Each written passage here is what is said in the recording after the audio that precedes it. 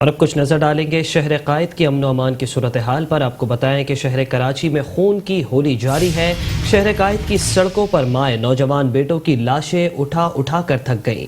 कानून नाफिज करने वाले इदारे शहरियों को तहफ़्फ़ुज़ फराहम करने में मुकम्मल तौर पर नाकाम नजर आते हैं, जबकि बेलगाम डकैत दिन दिहाड़े शहरियों को मोबाइल फोन, नकदी और मोटरसाइकिल से महरूम करने लगे।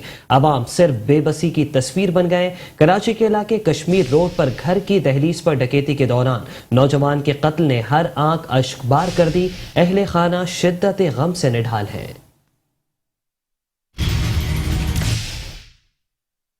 दो रोज कबल शाहरुख के घर से बारात निकली थी। घर में खुशियों के शादियाने बज रहे थे। अभी खुशियों की रस्में थमी ना थी कि शाहरुख घर की दहलीज पर डकैत की लगने वाली गोली से जिंदगी की बाजी हार गया। भाई औरंगजेब का कहना था, बहुत प्यारा भाई था, कल तक शादी की खुशियां मना रहे थे और आज वो चला गया। बस क्या कह सकते हैं, वालदा से और बहन से लेने आए थे, चूड़ियां छीनने आए थे।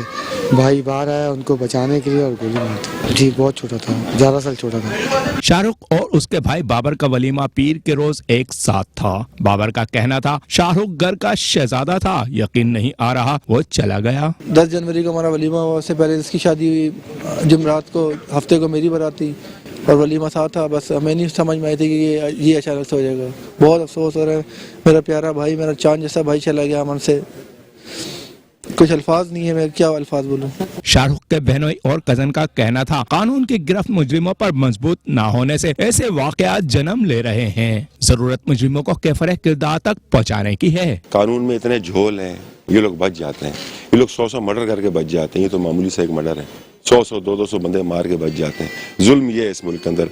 8000 लोग फांसी के इंतजार कर रहे हैं, उनको फांसियां कौन देगा?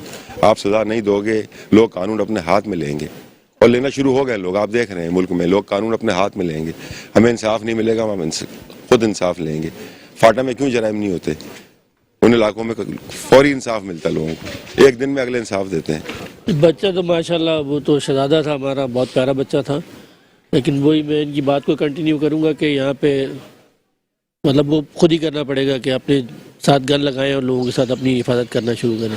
बस बात इतनी सी, यहाँ कोई निज़ाम नहीं है। शाहरुख की शादी की तैयारियों का एहतमाम करने वाले दोस्त ऑर्गेनाइजर एम नईम का कहना था, शाहरुख बड़े शौक से ड्रेसेस और बारात वलीमे की थीम तैयार कराता था। बहुत एक्साइटेड था, मुझसे बड़ा डिस्कस किया अपने इवेंट्स के हवाले से। ज़ाहिर है 5-6 महीने से इवेंट्स की तैयारी कर रहा था, तो बार बार मुझसे डेली कॉल करता था। तो मुझे उसकी बड़ी बातें याद आती हैं कि नहीं भाई, इस दफ़ा मेरा फंक्शन बहुत अच्छा होना चाहिए। नहीं भाई, मैं बहुत हैप्पी हूँ, शादी के हवाले से बहुत खुश हूँ, तो लिहाजा मैं चाहता हूँ कोई कमी नहीं रहनी चाहिए। इसका अंदाज़ा लगा सकते हैं उसकी खुशी का कि वो आर्टिस्टों के बाकायदा ड्रेसिंग तक मुझे बताता था कि नहीं भाई, ड्रेसिंग ये वाली कराना, ये थीम होगी, ये कलर होगा। और हम उसको याद कर रहे थे, शाहरुख तेरी शादी मतलब है 2 दफ़ा हुई। 4 जनवरी को था तो उस दिन भी बड़ी ज़बरदस्त बारिश हुई, जिसमें मतलब है हमने फिर भी प्रोग्राम किया।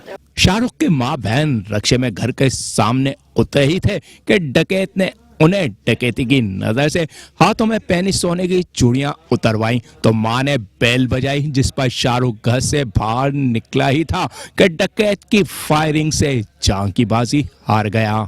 घर के सामने डकैती होती रही, सिक्योरिटी गार्ड चौकी में बैठा देखता रहा। मुजामत ना की हैरानकुन बात है। कैमरामैन जुनैद असलम के साथ हफीज अंसारी, मेट्रो 1 न्यूज़, कराची।